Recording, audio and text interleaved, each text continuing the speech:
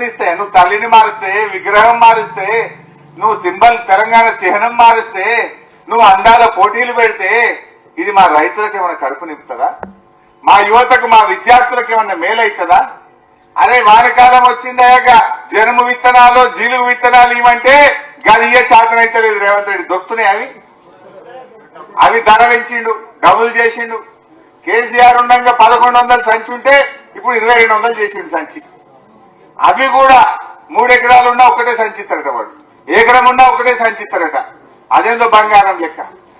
జనుము జీలుగు విత్తనాలు కూడా సరఫరా చేయలేని చేతగాని దద్దమ్మ ప్రభుత్వం ఈ రేవంత్ రెడ్డి ప్రభుత్వం. ఏమైనా మాట్లాడితే పైసలు లేవు అంటాడు. మరి అందాల పోటీలకి అడిగలిచ్చినాయి పైసలు. 200 కోట్లు ఖర్చు పెట్టి అందాల పోటీలు పెట్టినాం. అందాల పోటీలతోని ఎవరికైనా కడుపు నింపుతారా?